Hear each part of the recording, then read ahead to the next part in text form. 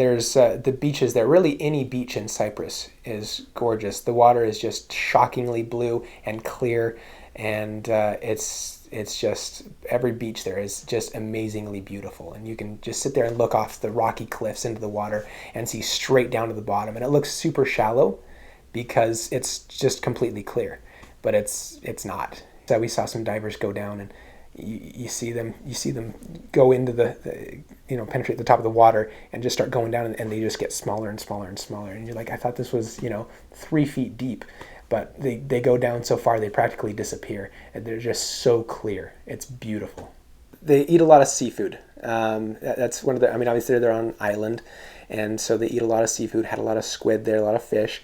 They have a gyro there that's very unique to Cyprus.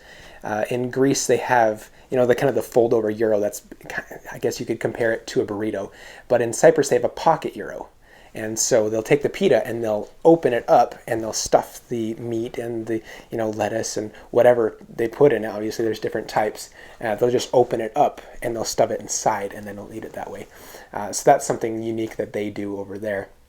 But apart from that, it's pretty basic Mediterranean type foods, similar to what you'd see in Greece and Italy. Honestly, I didn't have anything too crazy in Cyprus. I had some crazy stuff in Greece. But in Cyprus, I think the craziest thing I had in Cyprus was octopus spaghetti.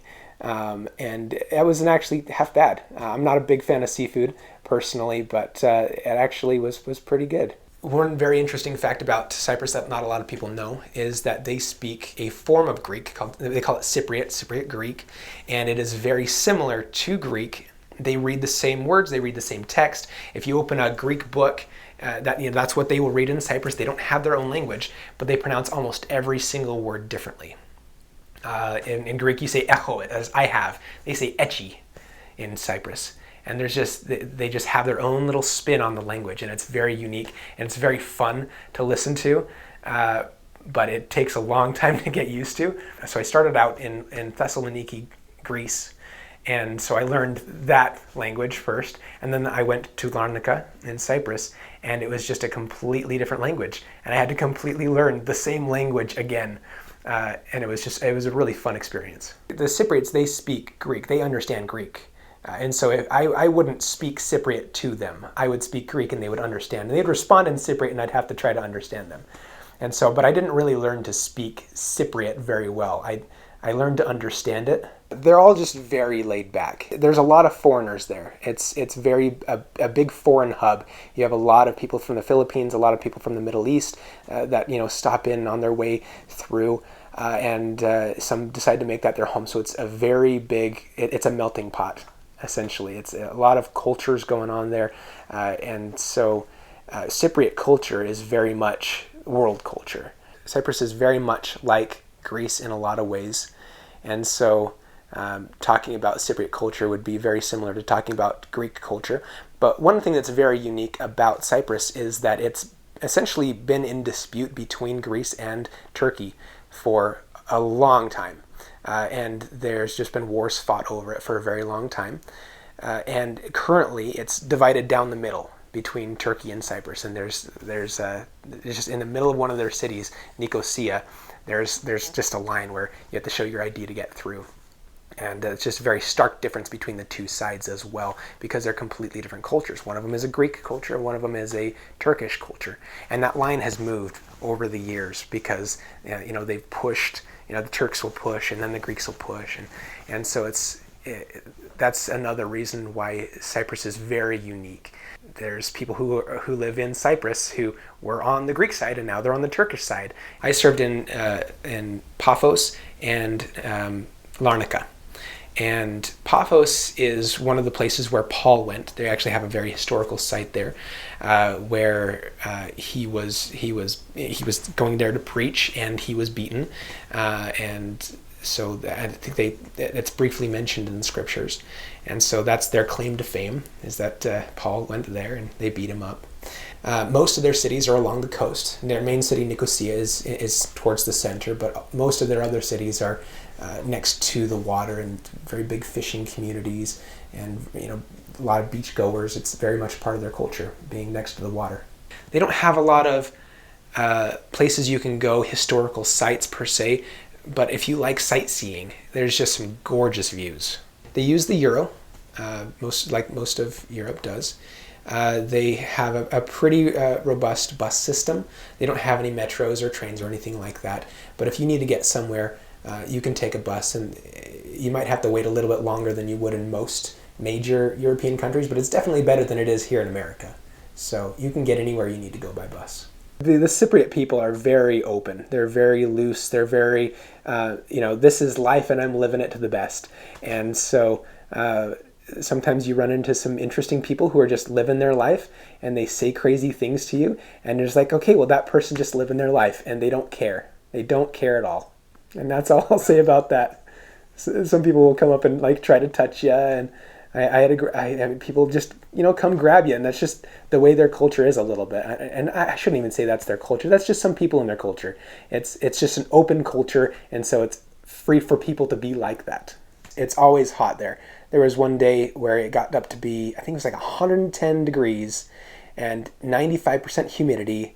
And I don't know if that's the exact numbers, but it was ridiculous. And we were riding our bikes around, and we were sweating so much that I literally ruined my tie. The sweat was dripping off my face onto my tie, and it got so much sweat on it that I had to throw it away.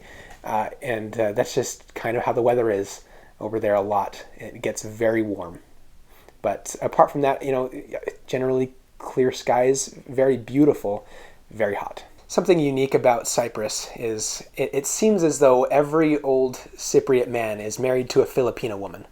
I'm not sure what exactly the deal is there. I know that a lot of Filipino women come over there. There's a lot of Filipino women in Cyprus. But they come over to work, to make money, to send money back to the Philippines.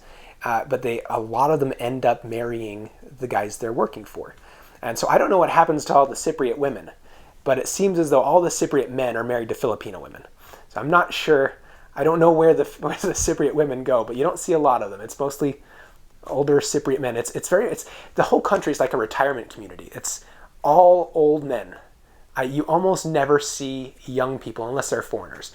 Cyprus is just kind of very laid back. There's not a lot other than the war between Turkey and Greece. There's not a lot going on there. It's just kind of its own little island, minding its own business, and these two countries are fighting over it, and the people there are just like, okay, I guess we're just here to be happy, and they're just living their best lives.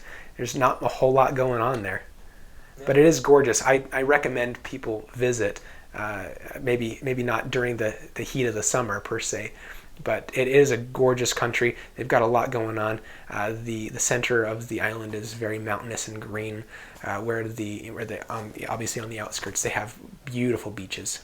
I had a companion who was very unique. He was one of my favorite companions, and I love him to death, but he was a crazy person.